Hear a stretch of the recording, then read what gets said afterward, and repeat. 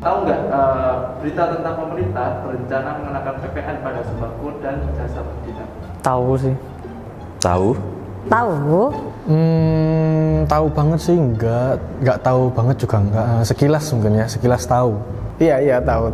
Itu lagi booming ya semingguan terakhir lah ya.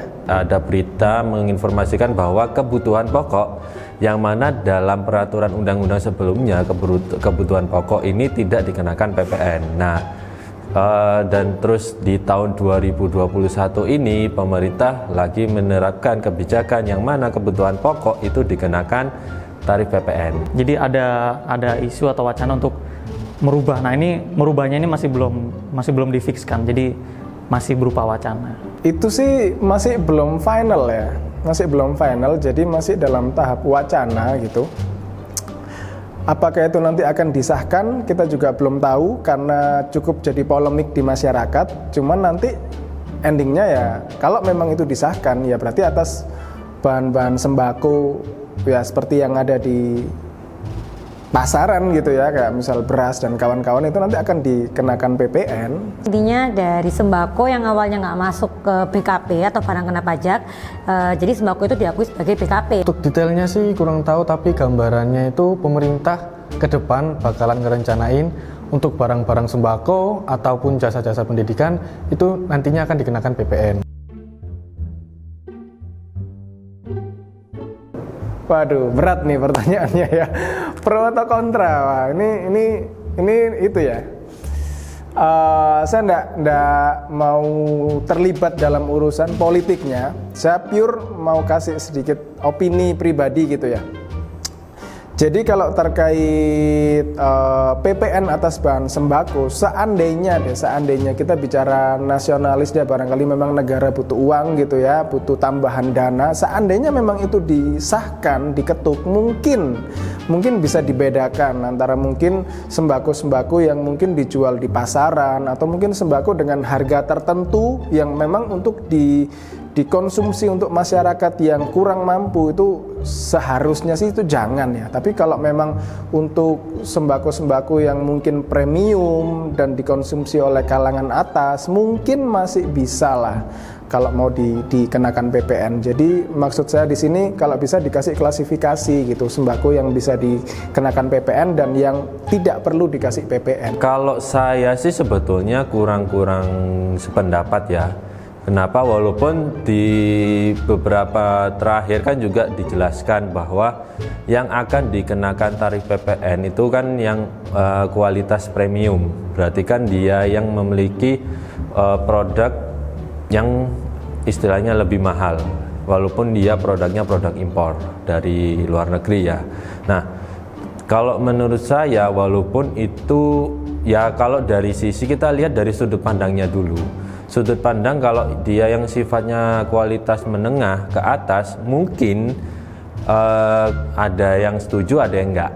Tapi kalau misalkan dia kualitas yang ke bawah, karena kan yang pastinya yang dikonsumsi masyarakat menengah ke bawah kan pasti yang beras-beras yang murah istilahnya kan. Jadi istilahnya ya ada beberapa yang setuju. Tapi kalau menurut saya ya mungkin untuk yang kebutuhan pokok sebaiknya mengikuti peraturan undang-undang yang berlaku sebelumnya sih. Kalau menurut saya ya, kebijakan ini ya, adanya kebijakan ini itu kita lihat dulu dari perekonomian kita saat ini. Jika perekonomian kita saat ini belum mendukung, nah menurut saya itu untuk kebijakan seperti ini alangkah baiknya ditunda dulu. Berbicara masalah pro kontra, nah ini kan masih wacana nih, masih belum difikskan.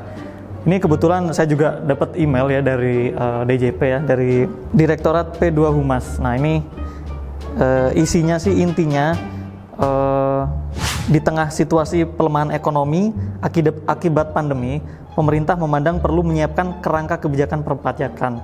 Di antaranya usulan perubahan pengaturan PPN. Nah di sini kan highlight-nya adalah menyiapkan kerangka kebijakan perpajakan. Berarti kan masih kerangka kebijakan, jadi belum final, jadi masih dibahas. Jadi di sini sih lebih menekankan untuk berita yang beredar itu tidak berasal dari sumber resmi pemerintah. Nah ini nggak tahu ya, maksudnya makanya tadi saya katakan nggak pro pemerintah, nggak pro juga dengan masyarakat karena belum resmi. Jadi better kita tunggu hasil finalnya gimana, baru di situ kita bisa mengkaji ulang.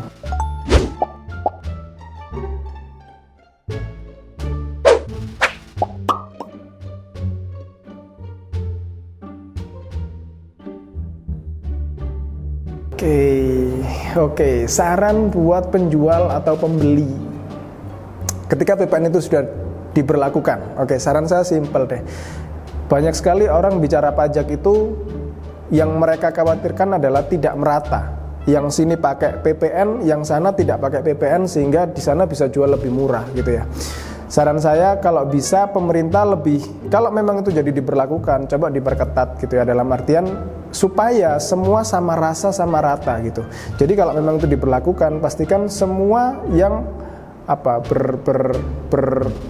kewajiban mungut PPN atas sembako ya harus tetap pungut, supaya jatuhnya jualnya juga sama gitu, harganya sama. Jadi persaingannya lebih kompetitif dan lebih adil, fair gitu.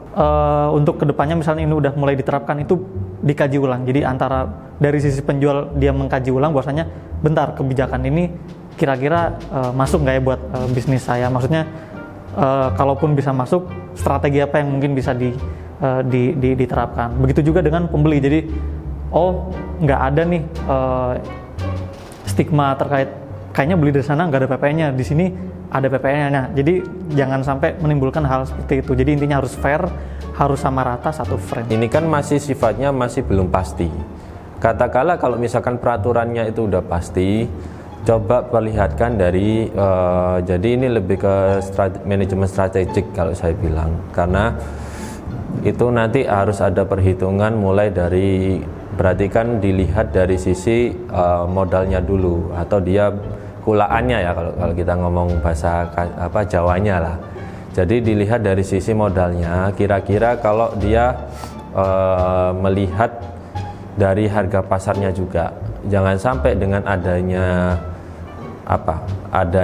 penerapan tarif PPN otomatis dia melebihi dari harga pasar. Karena kalau misalkan itu melebihi dari harga pasar, jatuhnya malah merugikan perusahaan atau bagi penjual. Nah, yang paling penting harus dilihat kalau misalkan ada penambahan PPN, dilihat dari secara keseluruhannya dulu. Secara keuntungannya dia berapa? Nah, dia mau ngambil margin berapa? Yang sekiranya itu masih wajar lah kalau saya bilang.